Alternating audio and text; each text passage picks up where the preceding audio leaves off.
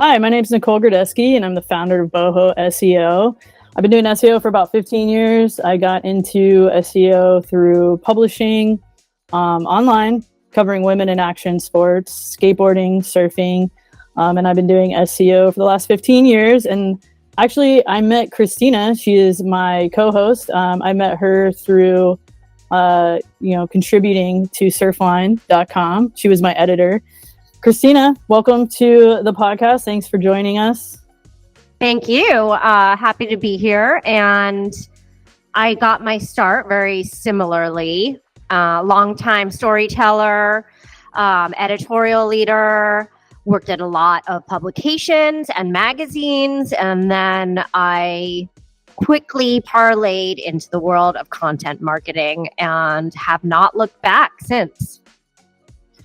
Yeah, and we still have worked together in the professional capacity as, when Christina was like content manager, director for a company, I was brought on as their SEO strategist. And we just stayed in touch over the years. We know each other over 20 years. We both have creative backgrounds. Christina is a very talented visual artist, big fan. And I also do some photography as well. So we're really all about expressing ourselves, whether it's written word or visually. So here we are coming at you guys to talk about content and SEO and just how it's been kind of evolving throughout our careers and our experiences as creators. So yeah, I think we've both been, I'm going into our background again.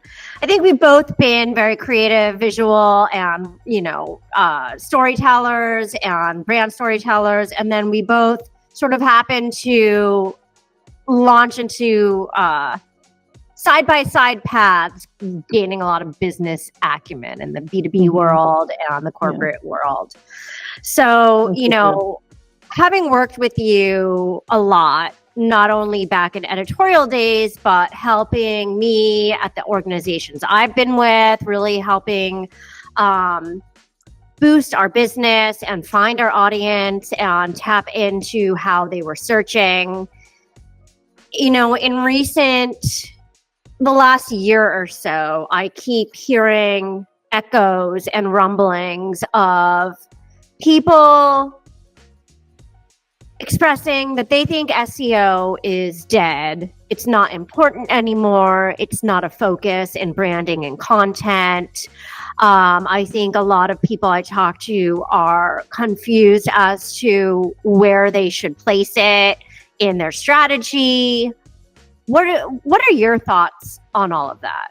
Yeah, I feel the same sentiment, honestly. I feel like it's important, but people don't necessarily know why or how to get started even, and then it's like one of those, almost like a pariah, SEO, I know we need to do that, but it's so much easier to just pay Google, ad dollars because you can measure that more. And if you have internal stakeholders that are like, well, you spent XYZ, what's the ROI on that? And they're making these decisions internally just based on those numbers. And so I think the hardest part, there's two different reasons why SEO struggles to get internal buy-in, I think, is that it's hard to tie the value to it. So people don't want to invest more. And if you don't really invest more, you're not going to see the returns that you want because SEO is more exponential, right? Whereas paid, you're just going to keep paying for ads and then you become dependent on those ad dollars, and CPCs are only going up. So really, SEO is a good way to diversify your marketing mix and not be so reliable on paid ads. So really trying to define that and get somebody to get on board with that is so hard. I've tried so many different ways. But there are some people that do see the value and understand it. The other side of SEO that's been struggling now too is people look at AI as almost replacing SEOers. Can you do these mundane SEO tasks? Just use AI, but it still takes time. You still got to write the prompt. You still got to edit the copy. Yes, it does speed things up, but that just allows you to do more pages. There's always more to do. I feel like there's always more to brief the AI. Yeah. and edit the copy and make it human.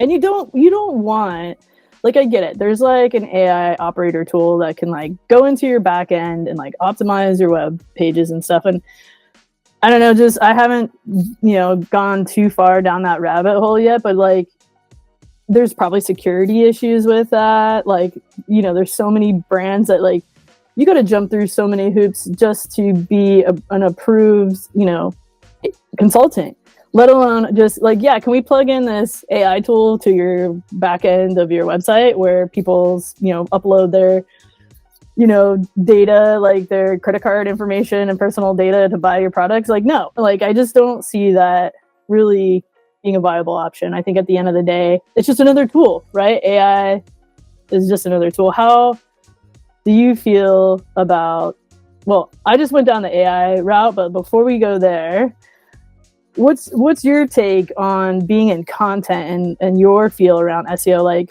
I feel like people want you to know SEO as a content creator, but like you're not an SEO person. So how do you navigate that when you talk to people about it? Well, it's interesting because SEO has always been a part of content. But that being said, part of SEO is a part of content. And SEO is a big animal. And, I think I'm tending to look at it in more simplistic terms. And let me explain what I mean by that. At the end of the day, I think people really, for a long time, 10 years or more, fell into this SEO is this formula that we have to do things this way, and we're writing SEO content, and yes, but really it comes down to just being human, and your marketing is a human thing, and you are just meeting an audience how they're searching. You're meeting their search. You're being who, you are being what you want them to find. And Right. if you're genuine as a brand, you really are what they should be finding, or they would benefit from finding you. So, it's not, yes, SEO has a lot to do with Google. I'm sure, you have a lot of thoughts on the fact that AI is still searching Google for its answers. But at the same time, we search everything online. We search in our phones. We use the search function in our phones. We use search on LinkedIn. We use search on YouTube.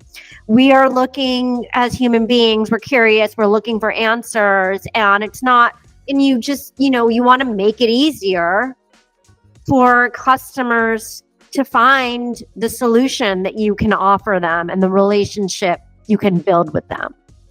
Agreed. Yeah, that is like such a great point. I think SEO, people think of it as like SEO content, and it's very robotic, like you said. But really, SEO and content, you're just starting a conversation. Yeah. Right? Like customers, consumers, we're interacting with these search engines, and we're having a conversation, right? You ask it a question, just like I would ask you a question, and you give me some feedback. And if I don't get the answer I'm looking for, I ask you another question to get something more defined. Like, for example, if I was like, oh, Christina, guess what? I'm going to go to Hawaii. You'd be like, oh, what island are you going to? Or if I said, I'm going to Hawaii, do you recommend anything fun to do? You would say, what island are you going to? And then I would say, going to Kauai. And you'd be like, oh yeah, I've been on Kauai. I recommend going to here, here, here, and here. And then you say, well, where? And then maybe I had another question. Where should I go in Hawaii for like a good sunset cocktail? That's how people interact with Google. It's a conversation. They're large language models, LLMs. So brands need to be having a conversation with their audience through search. I think that's where you really can combine the two, right? SEO isn't just a channel marketing. It's having a conversation, or marketing channel. It's not just a marketing channel. It's having a conversation with your prospective customers. Yeah, and at the end of the day, that's what your brand should be. Your brand should be, gone are the days where brands broadcast their message and tell people how great they are. Now a good brand is really about having that trustworthy relationship with customers that the brand can help in whatever way. It could be through business or pleasure, but I think that's where the opportunity lies for brands to be. And I say authentic, and like authentic is this buzzword, and I'm sick of people always using it. Like, what does that mean? But, I think an authentic brand is really true to their mission, how they help customers in whatever way, how they have relationships with customers, and how a brand shouldn't want to attract customers that they can't actually help. So if you are an authentic brand like that, if you really do help your customers, and if you have a good brand and copy and storytelling leaders, you can really establish that true relationship with customers. And I think I'm using air quotes, SEO is part of that relationship building. And it's sort of become this weird dirty word, or this weird sort of like beyond a buzzword, just like part of marketing, part of like marketing lingo, but it's a conversation, like you said. Yeah, I think SEO has taken that role of like, can we game the system? What can we do to like beat Google's algorithm, And I mean, to some extent it kind of is that, but really it's not in the way of like, I'm just going to build a bunch of backlinks and, and like get a page to rank, or I'm just going to create a ton of pages and rank for a ton of search queries. There are people still doing that, but I feel like that's not really a long-term strategy. Obviously, you want to be very, I think, aligned with like a brand manager or content creator such as yourself, who's very aligned with the brand. And to me, what SEO, like really what the biggest thing that any marketer can get from their SEO professional consultant is the research. Like diving into how content's performing, how it's being found on Google, how it's appearing in Google, and then diving into that a little bit more, like using tools to find what are the common topics that your competitors are talking about, what are your common topics that you're talking about, and what are you missing, and how can you cover those topics. That's what SEO people do. That's what I do. I do a lot of research before I create a piece of content. And I think that is really like, it's just, really important to understand for a brand not to just talk at their customers, but to listen too. Like there's a lot of PR firms doing social listening. I'm almost thinking like, maybe I should start doing some social listening to influence my content ideas for my own website.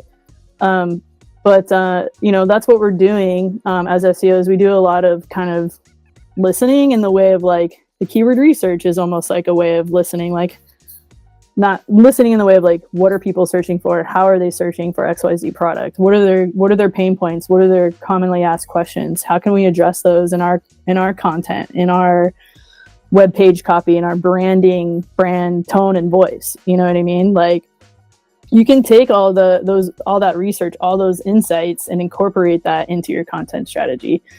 So taking a step back and looking at SEO as a research method to influence your brand messaging and your content, I think is, for me, how SEO should have always been seen, but it really needs to come back to that or evolve into that even more.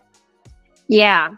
So I have a couple questions. I'd love to pick your brain on, throughout my career, I have had a lot of questions around the ROI of SEO. Yeah. And perhaps when you begin, leading content and branding for a new organization, or if you're new to the organization, they want to see the ROI.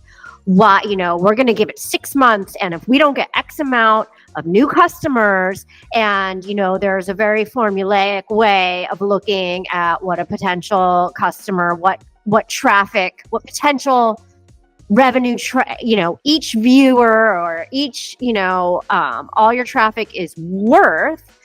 But then at the end of the day, it might not generate X amount. The math doesn't really math sometimes because of so many different factors. Someone could find you when they're searching. Their team could buy another product. They could leave that organization. They could think about you 2 years later, come Google you again, come back to you. Anyway, tons of other factors. How do you approach that? Yeah, I think that has been really challenging to prove the ROI, especially when a company's investing the minimum, the minimum investment. They're not willing to dump more money into it. And, content creation is expensive. That's why I recommend doing all the research up front. So when you do create the content, it's successful, right? Like you don't want to just create content to create content. Create research-backed content that is going to work for you. And the thing is SEO does take time. It's more of a long-term investment.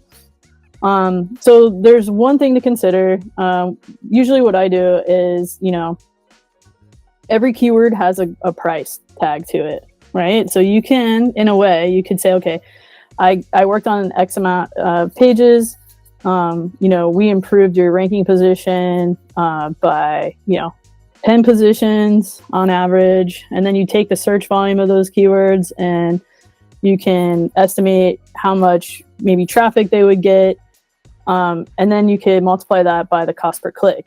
So every keyword has a value to it. You're either attracting, getting your site to rank organically, or you're paying for it.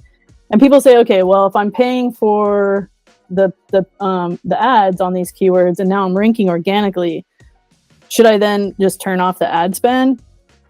I would say no, because a lot of times you're taking up more real estate in Google, and people are more likely to click on the organic search result anyways.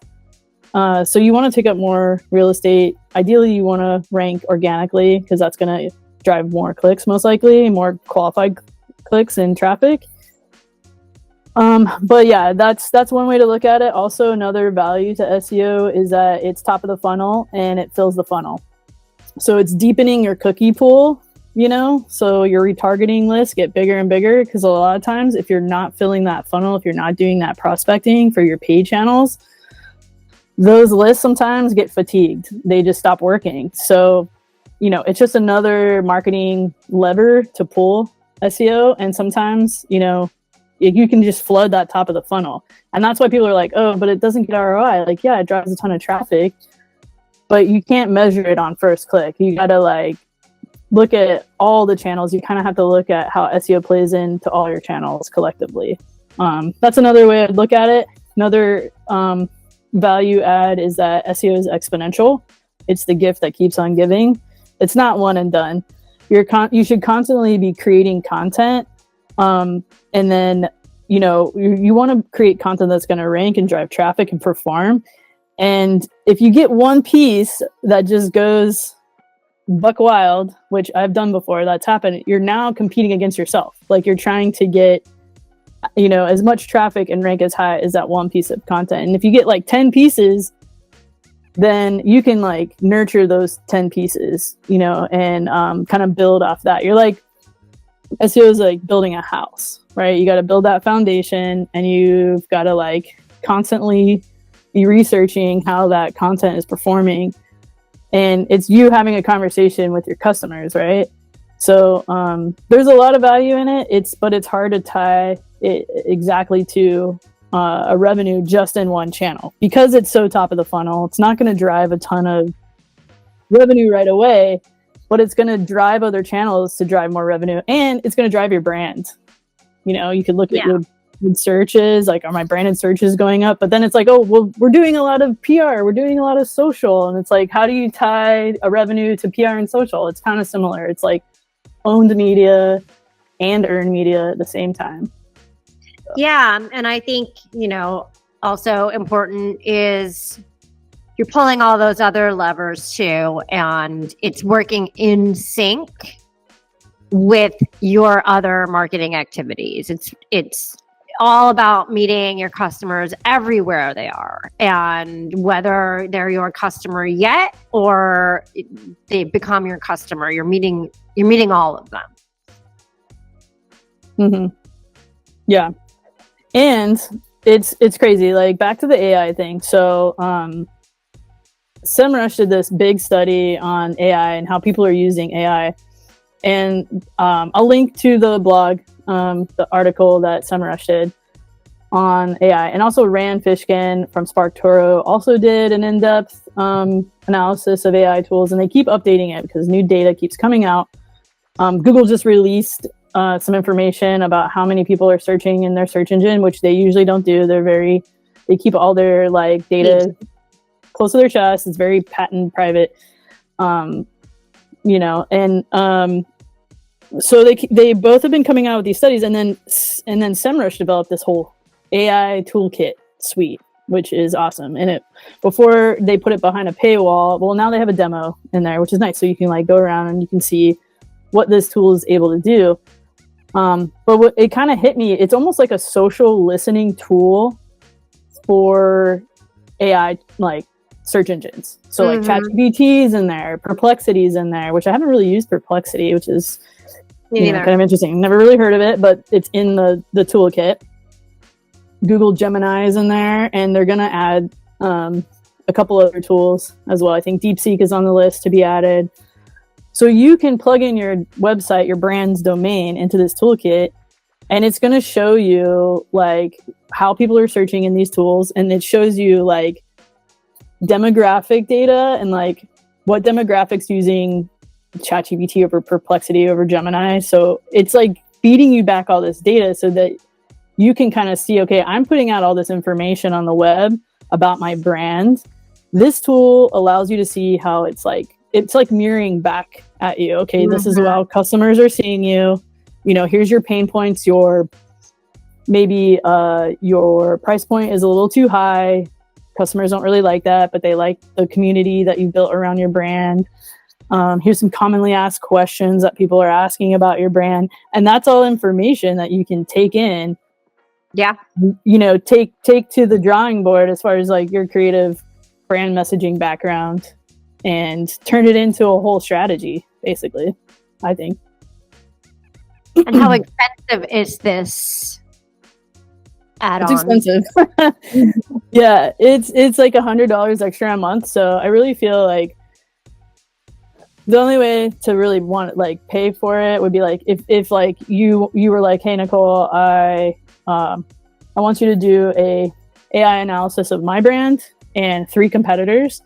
I might like add it on for like a month, charge you a couple $100, whatever, charge you my hourly rate plus the hard cost of this tool. Develop the whole report for you, walk you through it, and then help you if you needed, help you develop, do the content planning around this report.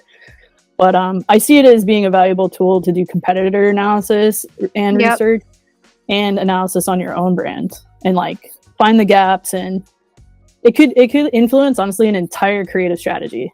Yeah. From A to Z. You know what I mean? And it could answer a lot of questions. Help you answer a lot of questions. Yeah. Help you have a conversation with your customers. Because they are talking to you, but they're talking to a chatbot, like to you. Like they're, you know what I mean? They're talking to you through a chatbot, which is kind of crazy. Yeah.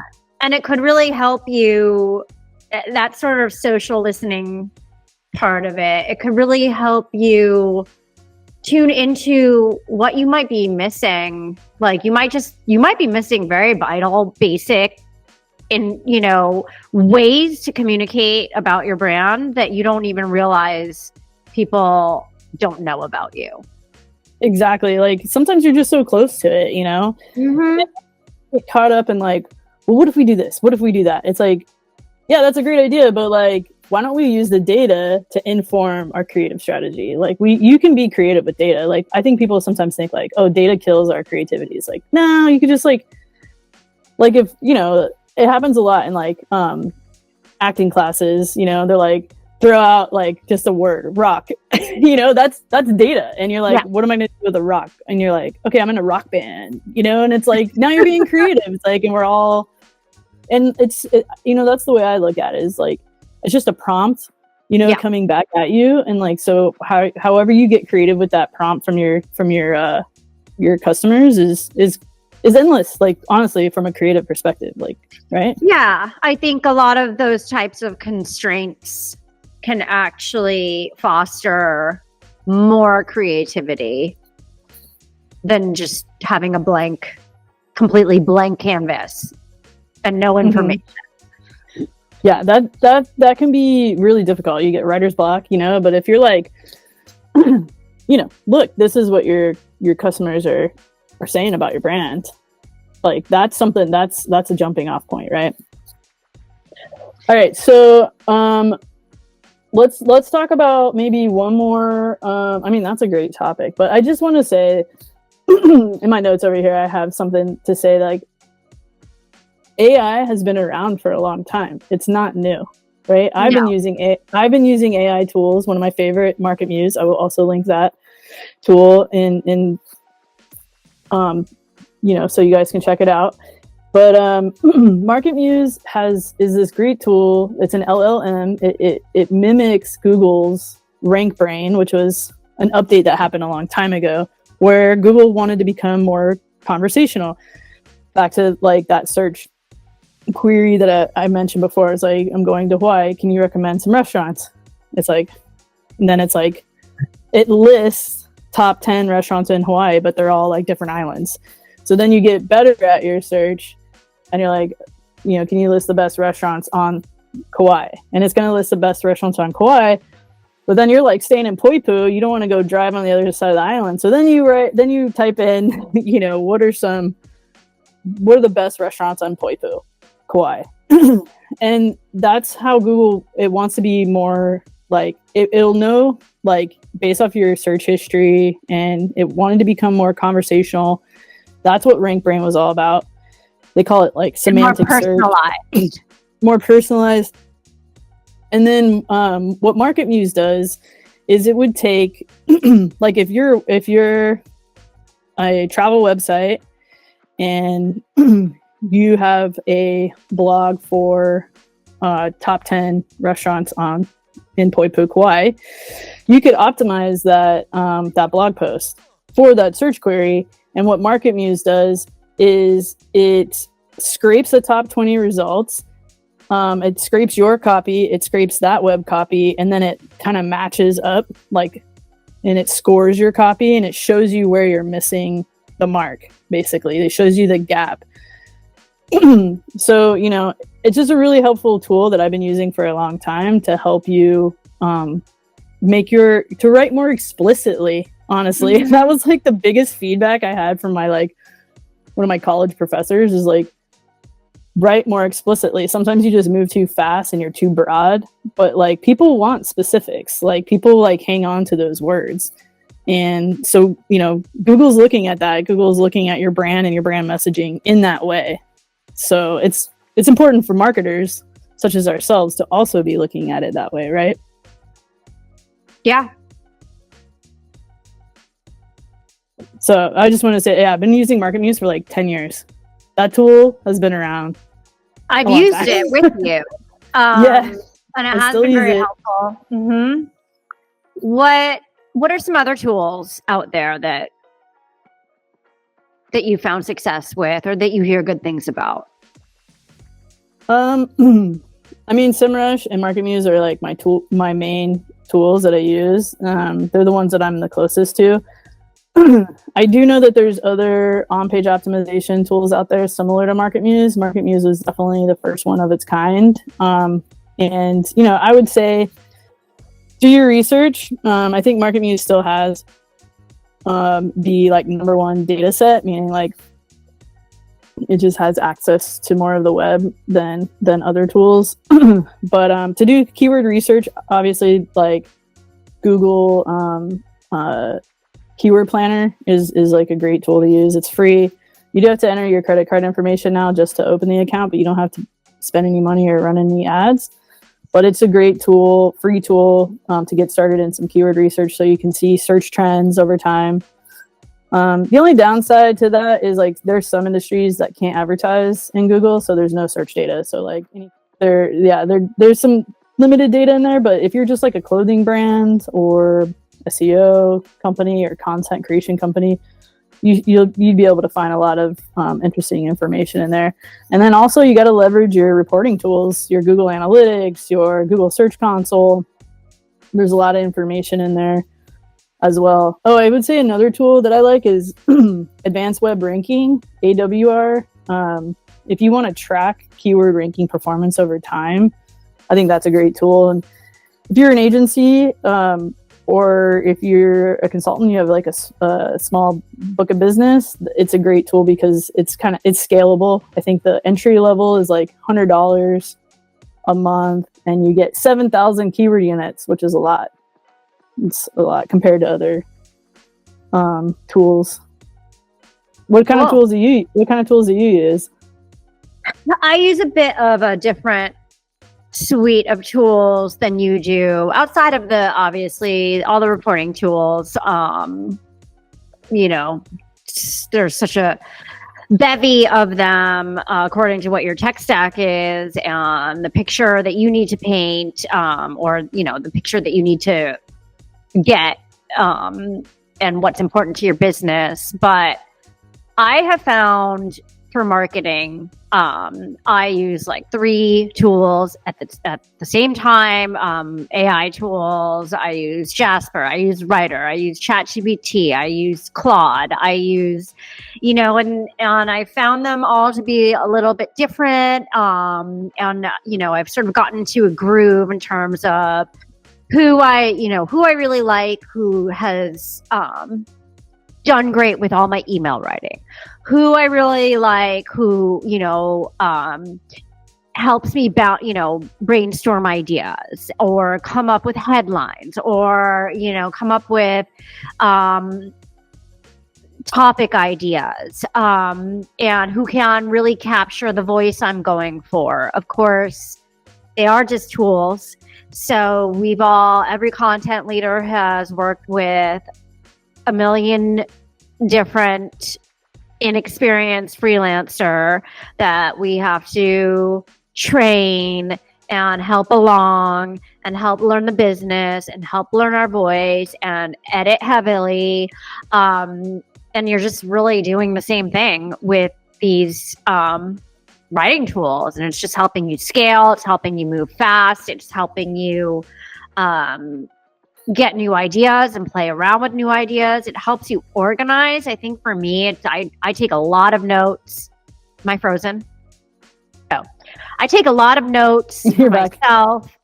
I have a lot of different ideas. I spew them all out in my notes app or in a doc. And, I don't really think about how I organize them when I'm taking these notes or getting these ideas. And these AI tools really help me organize them on the page and group my ideas in ways that really actually make sense. And I think you're right. AI has been around forever. It's just machine learning.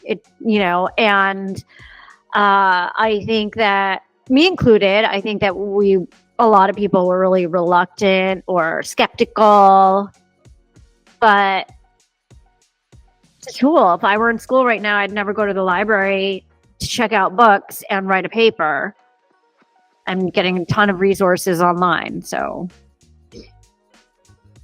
yeah, I was gonna say one of my favorite. No shade on libraries, though. Like, right, long live books. Yeah, and magazines. What was I gonna say? Oh, Canva is one of my favorite tools. Canva is awesome. Love Canva. Can't get enough of Canva. Yeah. And it's so user friendly. I mean, I think we were all really talking about it when Canva was new. It's like, you know, as a visual artist, I've had to use Adobe Creative Suite for, like, I've been using it for 25 years. And it is so complicated. Some of the applications are so complicated. Like Photoshop itself is complicated. Your everyday user, even someone who has a visual arts background, it's just overly complicated. Canva is something that almost everyone anyone can use. Yeah. Maybe we're not trying to cover, but we're not trying to create a Pixar movie, right? So, you know, Canva can be used for anything. A birthday flyer to a social media marketing campaign, right? Like, totally. You can build websites with it. Like, and I love how AI is becoming more integrated with it. And I really love how AI is still, or not AI, but Canva is still affordable. It's a very affordable tool. And they keep adding on to it, and they keep evolving, and they keep growing their business without it being a like really extra cost to the consumer. And I see that. I don't see Canva going away anytime soon. I love all the decision making that they're making from a business perspective.